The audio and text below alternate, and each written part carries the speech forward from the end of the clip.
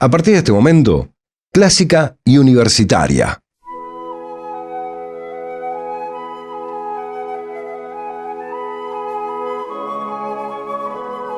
Hola, muy buenos días. Bienvenidos a una nueva emisión de Clásica y Universitaria, como cada domingo, comenzando la transmisión aquí en las radios de SRT Media. Bien, me acompaña en la operación técnica Juan Rojo, está en la musicalización y en la producción Marcelo Sánchez, como siempre. Mi nombre, Mariela Cusic. Bienvenidos. Música clásica por las radios de la UNC.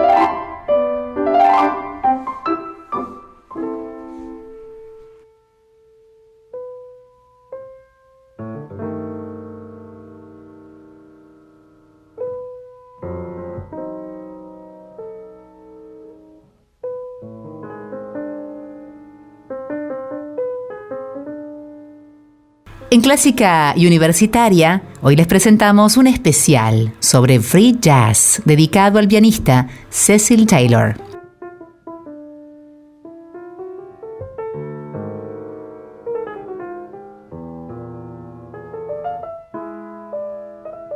Cecil Taylor nació en Nueva York en 1929 y es posiblemente una de las figuras más revolucionarias de la historia del jazz. Pianista, poeta y performer total, su obra abrió un territorio nuevo, un jazz que se volvió energía pura, arquitectura sonora y gesto físico. Para muchos, Taylor fue al piano lo que Jackson Pollock fue a la pintura, una explosión de formas que quebró todas las reglas sin perder nunca la intensidad. Formado en música clásica y con influencias que van de Stravinsky a Ellington, Taylor desarrolló un lenguaje propio, acordes percutivos, clusters, notas rápidas que parecen talladas más que tocadas y una improvisación que funciona como un ritual.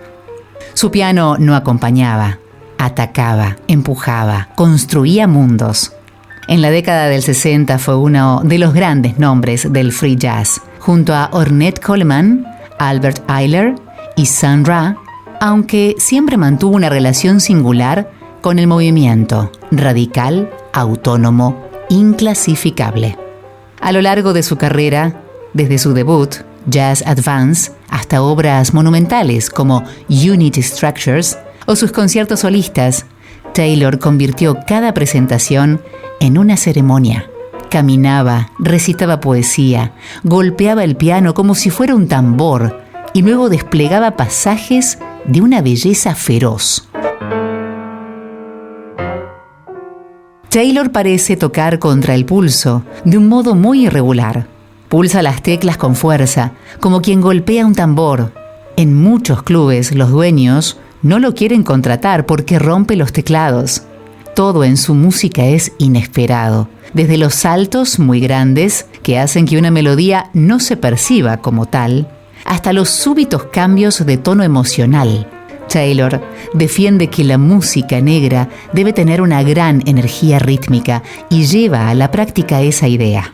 El ritmo no es solo una serie de figuras que se tocan y se escuchan, es también una relación temporal entre las distintas partes de una pieza, una sensación que procede de sus respectivas duraciones. Así lo define Mariano Peirú en su ensayo Free Jazz, la música más negra del mundo. Comenzaremos este recorrido con la pieza Jazz Friends, del álbum Stereo Drive del año 1959, acompañado por John Coltrane.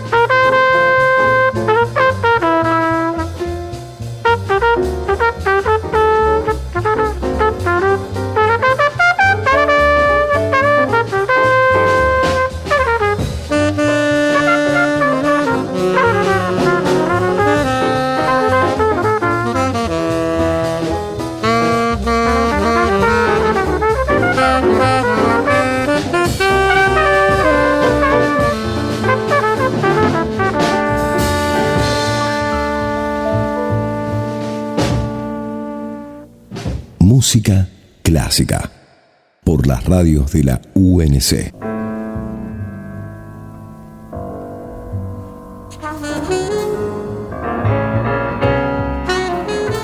Taylor explica que el ritmo se vuelve melódico y los instrumentos melódicos se transforman en rítmicos, y que ha habido un cambio en las funciones tradicionales. El free jazz, siguiendo con las ideas de Peyrou, funde algunos términos que se consideran enfrentados.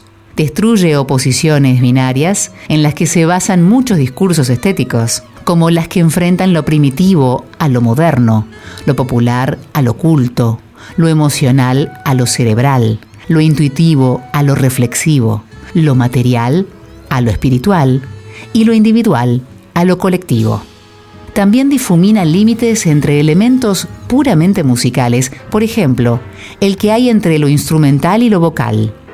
Los instrumentos gritan, gruñen, chillan y susurran, y las voces cumplen una función similar. Difumina también el límite entre lo melódico y lo rítmico. La función que en Europa cumple la melodía, en África la cumple el ritmo. Su sonido no encaja con las expectativas del público y sus propuestas no encajan con los valores dominantes de la sociedad. Pensemos, al menos lo intentemos en esta hora, al free jazz como un deseo, que no siempre se realiza, de prescindir de ciertos elementos restrictivos del jazz anterior y un impulso hacia la mayor libertad. Taylor, refiriéndose a la gente blanca, pedía: quitémosle la música a la gente que la controla. En ese afán escucharemos a continuación Nefertiti, The Beautiful One Has Come, del disco Live at the Café Montmartre del año 1962.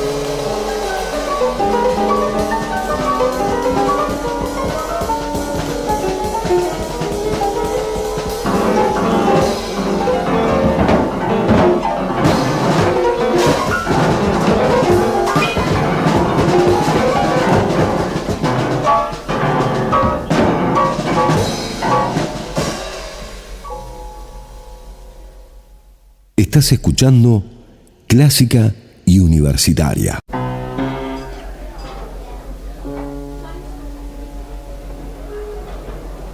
La cultura y la música negra son esencialmente improvisatorias, afirma Archive Shipp. La concepción de la música, en cualquier cultura, está íntimamente vinculada a una visión de la vida y del mundo. En las culturas africanas no hay una separación tajante entre lo físico y lo espiritual. La relación con los dioses es pragmática y tiene que ver con este mundo, no con el más allá. En la religión no hay fundadores ni reformistas, ni ortodoxia ni herejía, ni se establece una división entre lo sagrado y lo secular. Por supuesto, no hay escrituras sagradas. De hecho, no hay nada escrito. Demos fe de lo dicho y escuchemos a continuación el tema After All, Fifth Movement, del disco Silent Tongues del año 1975.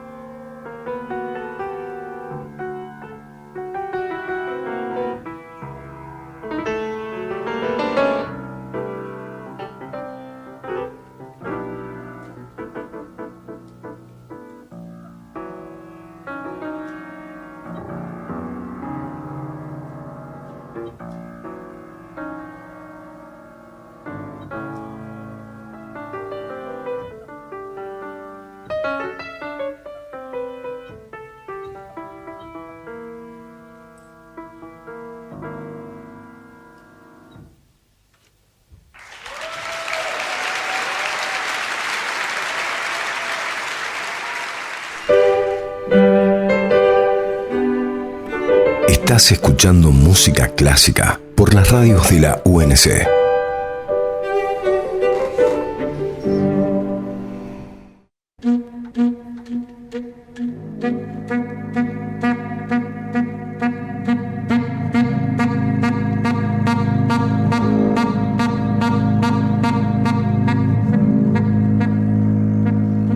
Tomemos las biografías de artistas.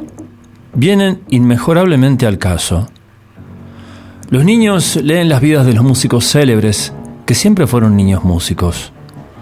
Luego se trata de una success story, el relato de un triunfo, con su estrategia espectacular o secreta, sus venganzas, su transparencia de lágrimas de dinosaurio. Son mecanismos sutiles dentro de su esencial idiotez, que no permanecen mucho en la memoria, salvo algún que otro detalle, pero no por eso la deforman menos. Le injertan grandes toboganes irisados, conformando un panorama tan pintoresco que la víctima se crea un Proust, lo que de por sí es un bonito falso triunfo en la vida. Imposible no desconfiar de esos libros, sobre todo si han sido el alimento primordial de nuestras puerilidades pasadas y por venir. Antes estaba el éxito futuro.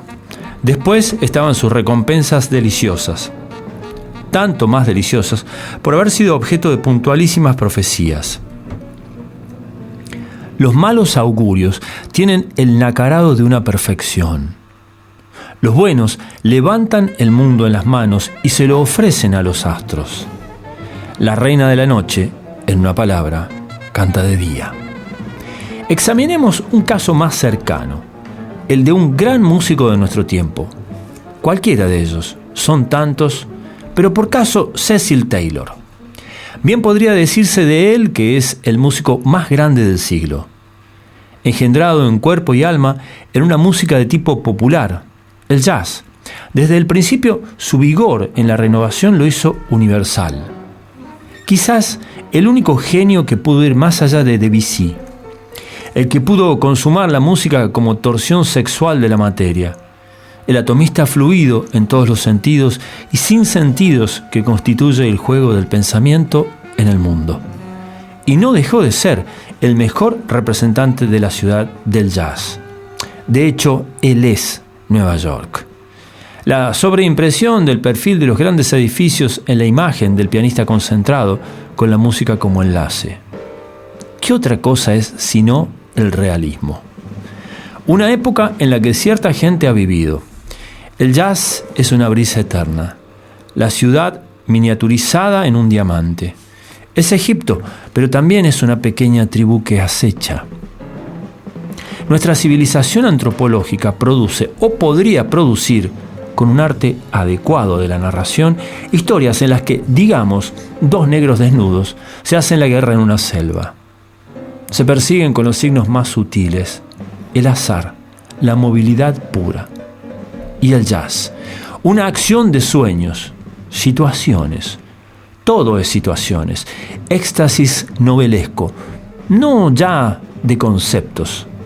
Según la leyenda, Cecil Taylor realizó la primera grabación atonal del jazz en 1956, 2 semanas antes de que independientemente lo hiciera Sun Ra. O fue al revés. No se conocían entre sí, ni conocían a Ornette Coleman, que trabajaba en lo mismo al otro lado del país. Por supuesto, la historia registra los momentos sin darles un valor per se, ya que todos ellos, y Eric Dolphy, Albert Ayler, Coltrane y quién sabe cuántos más, demostraron su genio de modo fehaciente en el transcurso de las décadas que siguieron.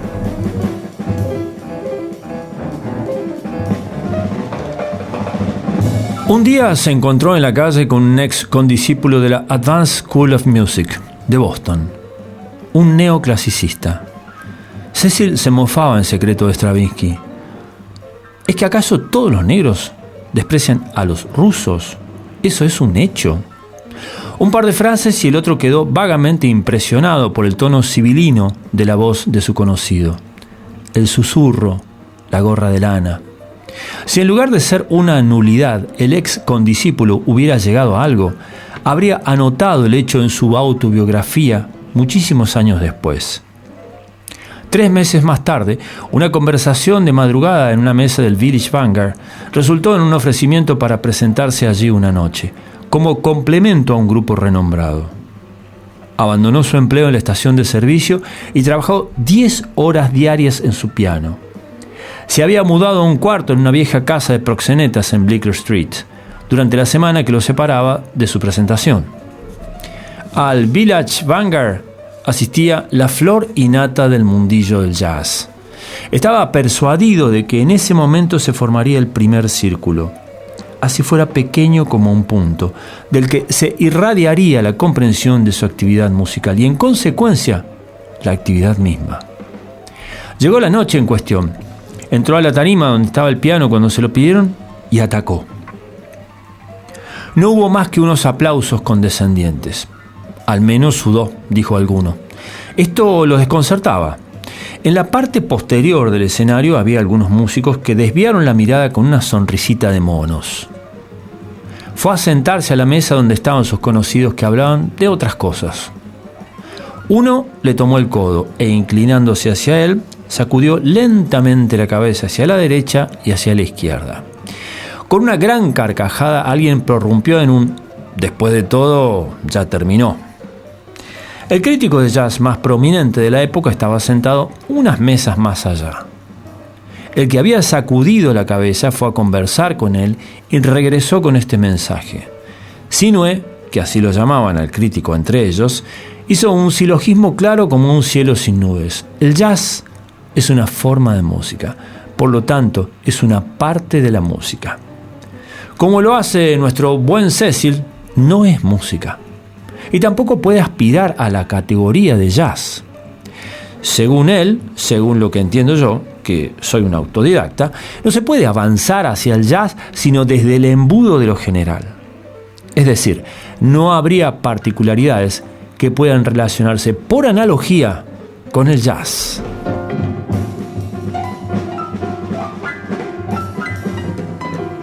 Cecil era una especie de duende, elegante pese a su miseria, siempre en terciopelo y cueros blancos, zapatos en punta como correspondía a su cuerpecito pequeño, musculoso. Podía llegar a perder 2 kilos en una tarde de improvisaciones en su viejo piano. Extraordinariamente distraído, liviano, volátil, cuando se sentaba y cruzaba las piernas, pantalones anchos, camisa inmaculada, chaleco tejido. Era redundante como un bibelot. Lo mismo cuando encendía un cigarrillo, o sea, casi todo el tiempo. El humo era el bosque en el que este duende tenía su morada, a la sombra de una telaraña húmeda.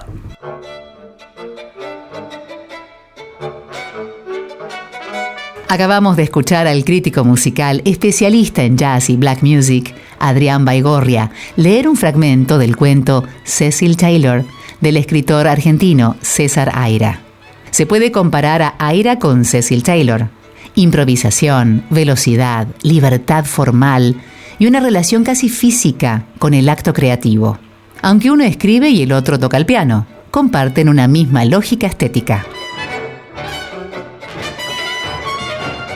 Carlos Zampayo, en su monumental libro Discografía Personal del Jazz, 1920-2011, editado en la Argentina por el sello Gourmet Musical en el año 2021, afirma que Cecil Taylor no necesitaba ni necesitó de avales extrajazzísticos, pero vale la pena recordar que Glenn Gould veía en él el ideal de pianista. Zampayo, en su entrada sobre el disco Love for Sale del año 1959, sostiene el disco repercute en el oyente, en las 2 acepciones posibles del término. Incluye y vuelve a percutir. Influye porque después de esta música hay que concederse pausas de silencio, meditación y sana risa. También vuelve a golpear en virtud del espontáneo martilleo en su esencia negroide. No obstante, el academicismo manifiesto de toda la música de Cecil Taylor. Del disco Love for Sale, escucharemos a continuación I Love Paris.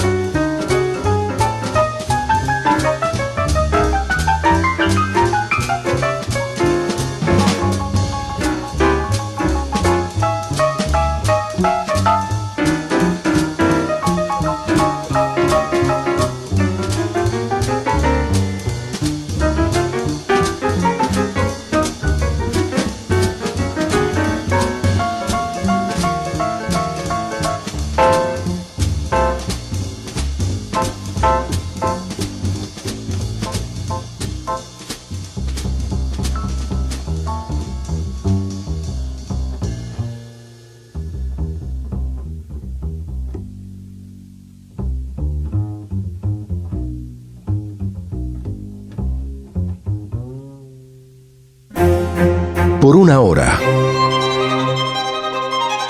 Clásica y universitaria. En las radios de SRT Media.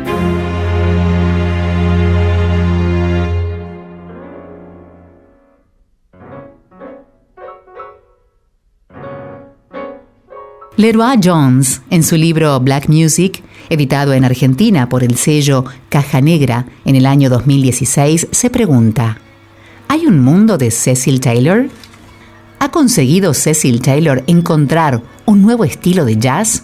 ¿O está en cambio aplicando una personalidad musical extraordinariamente fresca a una forma bastante tradicional? Taylor puede tomar, y lo hace, formas y pesadillas viejas para hacer su propia música. A continuación escucharemos This Nearly Was Mine, un blues sutil, según Leroy Jones, del disco The World of Cecil Taylor, del año 1961.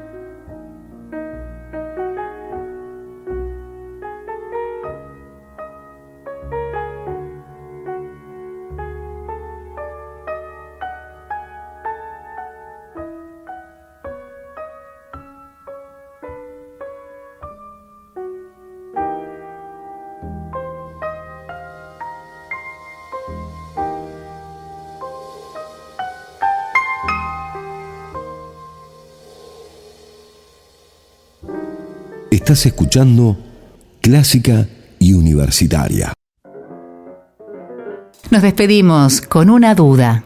Los franceses utilizan una expresión que se denomina la douleur exquise, el dolor exquisito, para referirse a ese dolor agridulce que se siente ante algo inalcanzable o un amor no correspondido del todo. Por la vida de Cecil Taylor sabemos que pudo pasar por esto.